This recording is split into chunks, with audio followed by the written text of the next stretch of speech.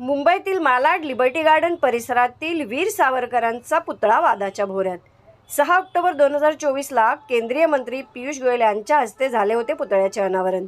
पुतळा कायदेशीर की बेकायदेशीर याबाबत मुंबई काँग्रेसचे सचिव संतोष चिकणे यांनी मुंबई महानगरपालिका, मुंबई उपनगर जिल्हाधिकारी तसेच पोलीस विभाग, ट्रॅफिक विभाग, पालिकेचे उत्तर कार्यालय व संबंधित सर्व विभागास पत्र लिहून तसेच RTIच्या माध्यमातून माहिती मागितली. पण आज तागायत संबंधित विभागाकडून समाधानकारक उत्तर न मिळत असल्याचं मुंबई सचिव संतोष चिकणे यांनी MH आजचा महाराष्ट्र चॅनलला दिलेल्या मुलाखतीत म्हटलं आहे. या विषयावर नेमकं काय म्हणणं आहे त्यांचं पाहूयात. नमस्कार, मी कांचन नाईक. आपण पाहत आहात MH आजचा महाराष्ट्र. आज आपल्यासोबत आहेत काँग्रेसचे मुंबई सचिव संतोषजी चिकणे सर. तर आज आपण यांच्याकडून जी माहिती महत्त्वाची असणार आहे आणि सगळ्यात महत्त्वाचं म्हणजे मालाड परिसरामध्ये लिबर्टी गार्डन आहे. त्या लिबर्टी गार्डनच्या इथे वीर सावरकरांचा पुतळा बसवण्यात आला आहे. तर त्या संदर्भात काही म्हणजे की हा पुतळा नक्की कायदेशीर आहे की बेकायदेशीर, तर याबाबतचा पत्रव्यवहार जो आहे तो संतोषजींनी संबंधित विभागाशी केलेला आहे. तर आपण त्यांच्याकडूनच जाणून घेऊया. नमस्कार, माझं नाव संतोष चिकणे, मी मुंबई काँग्रेसचा सचिव आहे. तर आमच्या मालाड परिसरात लिबर्टी गार्डन, मालाड पश्चिम परिसरात वीर सावरकर चौक हे ऑलरेडी एक आहे.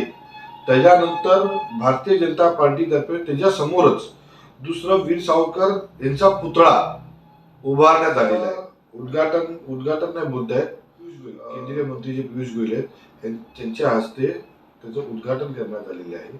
आणि त्या पुतळा संदर्भात मी जाणून घेण्याचा प्रयत्न केला होता संबंधित महानगरपालिकेशी, कारण आपल्या मुंबईतली सर्वात मोठी अथॉरिटी ही मुंबई महानगरपालिका आहे. कारण प्रत्येक गोष्टीच्या NOCs पासून सर्व गोष्टी त्यांच्याकडनं प्राप्त होतात. तर त्यांना मी 9 ऑक्टोबरला एक RTI टाकला होता. त्या RTI मध्ये मी त्यांच्याकडनं फाईल मागवली की वीर सावरकर चौक ह्या पुतळ्याचं जे काय अनावरण केलेलं आहे या अनावरणाची मला संपूर्ण माहिती हवी आहे, पूर्ण फाईल हवी आहे. तर त्यांनी मला या 9 ऑक्टोबरचं उत्तर त्यांनी अपीलमध्ये गेल्यानंतर मला बघा इकडे किती 16/10 तारीख आहे पत्रावर त्यांच्या, ते दिलेलं आहे. आणि त्यांनी दिलेलं आहे की आपणास अपेक्षित असलेली माहिती या कार्यालयाच्या अभिलेखावर उपलब्ध नाही. सबब आपणास अपेक्षित असलेली माहिती पुरवणे शक्य होत नाही. त्या आधीच ज्या वेळेला त्यांनी माहिती दिलेली आहे तर त्या आधीच मी 7 जानेवारी 2025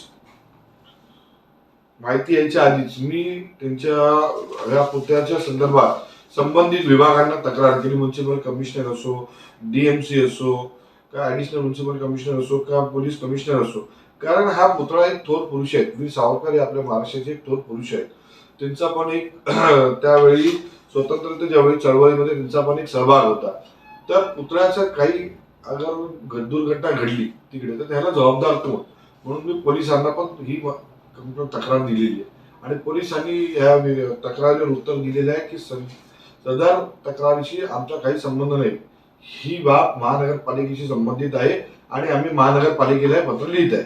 शेवटी तिकडे लॉ अँड ऑर्डर, कायदा व सुव्यवस्थेचा जर प्रश्न उभा राहिला तर हा पोलिसांचा संबंध येत नाही का? पोलीस याला जबाबदार नाही आहेत का?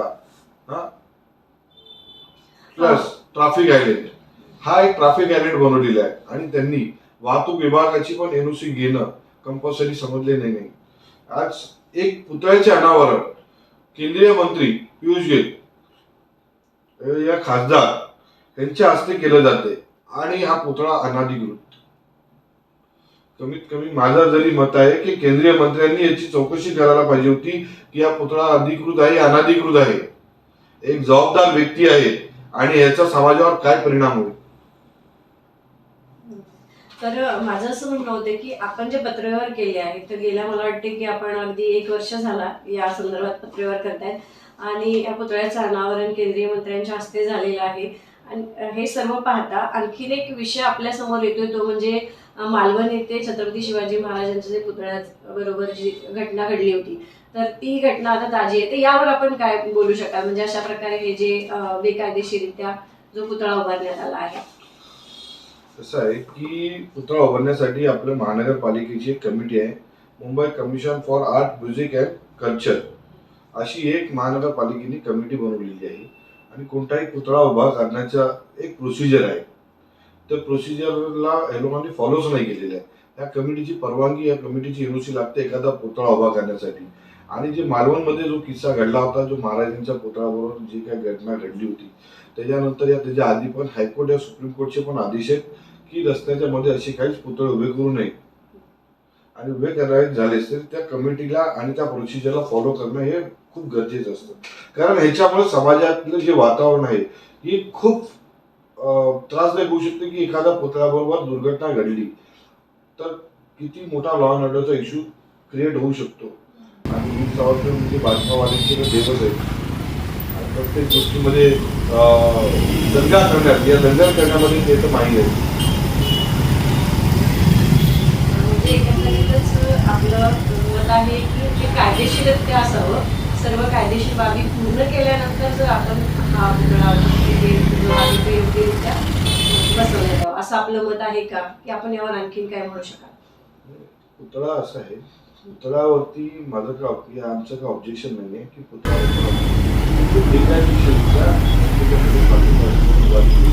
आणि ऑलरेडी तिकडे चौक आहे. मग एकाच ठिकाणी एक चौक आणि पुतळा दोन चौक का? वीर सावरकरांची एक चौक ऑलरेडी आहे असताना इथे दुसरा पुतळा उभा करण्यामागचे कारण काय? बरं, त्याचबरोबर आता तुम्ही म्हणालात की बऱ्याच ठिकाणी तुम्ही संबंधित सर्व विभागाशी पत्रव्यवहार केलेला आहे, तर त्या पत्रव्यवहारातून असं जाणवलं जाते की ही जी उत्तरं दिली जात आहेत ती कुठेतरी उडवाउडवीची आहेत किंवा समाधानकारक उत्तरं नाही आहेत आणि कायदेशीर बाबी पूर्ण झालेल्या नाही आहेत. तर यावर आपलं पुढील कारवाई काय असेल? जर ह्याच्यावरती संबंधित अधिकाऱ्यांनी योग्य ती कारवाई केली नाही तर माझ्याकडे कोर्टाचा मार्ग आहे. न्याय मिळवण्यासाठी शेवटी मला न्यायालयातच जावं लागणार आणि ती कुठच्याही हद्दीत त्या कुठच्याही न्यायालयात असो, हायकोर्टात रिट असो, PI असो या सुप्रीम कोर्ट मी कोर्टामध्ये जाण्यास तयार आहे, पण मी न्याय मिळवून घेईन. तर आपल्याला आता असं वाटत नाही का की हे अनधिकृत जो पुतळा उभा करून बीजेपीने सावरकरांचा अवमान करण्याचा तरी प्रयत्न केला नाही ना? केलं ना, 100% केलं. आज एवढे मोठे थोर पुरुष आहेत, त्यांच्या इतिहासात नाव आहे, पुस्तकांमध्ये इतिहासाच्या पुस्तकांमध्ये त्यांचे धडे शिकवले जात आहेत आणि असा अनधिकृत पुतळा उभा करून त्यांचं अनावरण करणं हा अपमानच आहे. म्हणजे कुठेतरी त्यांनी इतिहासाला या सावरकरांच्या इमेजला ठेस पोचवली हे मला तरी वाटते. आता आपण या माध्यमातून भाजप सरकार असेल किंवा सर्वांना काय आवाहन करू इच्छिता की अशा प्रकारे जर महामानवांचे पुतळे उभे करायचे असतील तर ते कशा प्रकारे करण्यात यावे? आपल्याकडून एक आवाहन करा.